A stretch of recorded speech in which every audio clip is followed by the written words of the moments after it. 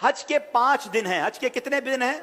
8, 9, 10, 11, 12 जुल्हिज्जा। 8 जुल्हिज्जा को हाजी ने जाना होता है मिना, और वहां हमने 5 नमाजें पढ़नी है। 5 नमाजें पढ़ना वहां सुन्नत है, जोहर, असर, मगरिब, इशा और 9 की फजर। ठीक है, this is the most crucial and most important day of हज। हज का सबसे अहम दिन जो है वो 9 जुल्हिज्जा है। यानी अगर कोई आपसे सवाल करे हज किस दिन होता है, तो हज 9 जुल्हिज्जा को होता है, क्योंकि उस दिन यौमे अरफा है। ये हज का रुकने आजम है, सबसे मेन दिन है जो हज का, वो 9 जुल्हिज्जा है। यानी कोई अरफात नहीं गया तो उसका हज ही नहीं होगा ना।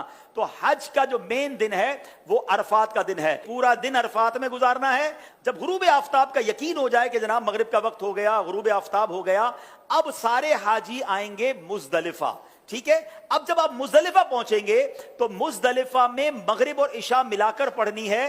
अरफात में मगरिब नहीं पढ़ेंगे। यह भी अल्लाह की शान है कि मगरिब का वक्त भी हो जाए मगर मगरिब नहीं पढ़नी है। मुजदलिफा जाना है और वहां इशा के वक्त में, मगरिब के वक्त में नहीं, इशा के वक्त में मगरिब और इशा मिलाकर पढ़नी है। और फजर भी मुजदलिफा में पढ़ेंगे। पूरी रात हमारी कहां गुजरेगी?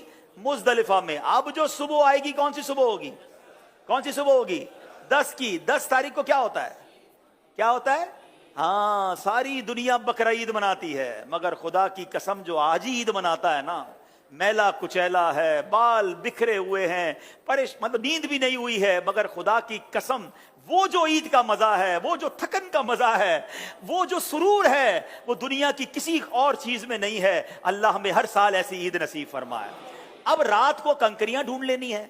अब 10 जुल्हिज्जा को 3 काम करने, इसकी रूटीन याद कर लें। 10 जुल्हिज्जा का पहला काम होगा शैतान को कंकरी मारना। पहला काम क्या है? शैतान को, एक ही शैतान को मारना है, बड़े शैतान को। ठीक है, बड़े शैतान को 7 कंकरियां मारनी है। दूसरा काम, जैसे ही कंकरी मार लेंगे उसके बाद कुर्बानी करनी है। ठीक है, कंकरी मारकर आपने अपने मौल्लिम को, अपने ग्रुप वालों को, या जो भी लोग आपकी कुर्बानी का इंतजाम कर रहे हैं उनको बताना है कि मेरी कुर्बानी कर दें। जैसे ही आपको कंफर्मेशन हो जाए कि आपकी हज की कुर्बानी हो गई है, उससे पहले नहीं, कंफर्मेशन हो जाए, उसके बाद आपने सर के बाल उतार देने हैं, या कसर कराना है या हलक करवाना है। इस्लामी बहनों ने तो कसर ही करना है। अब आपका हज का एहराम उतर जाएगा। जैसे ही सर के बाल उतारे, सारी पाबंदियां खत्म। खुशबू लगाएं, सिले हुए कपड़े पहने, आराम करें, मौज करें। सिर्फ मर्द और औरत की पाबंदी अभी बाकी है, वो तवाफु ज़ियारा करते हुए वो भी खत्म हो जाएगी। तो आप रिलैक्स हो जाएं। हज इज नॉट दैट डिफिकल्ट जितना लोग उस पर हवा बना लेते हैं। इजी हो जाएं। अब 10 जुल्हिज्जा को, अब जब आपने सारे काम कर लिए, तो अफजल तो यह है कि 10 तारीख को ही तवाफु ज़ियारा कर लिया जाए।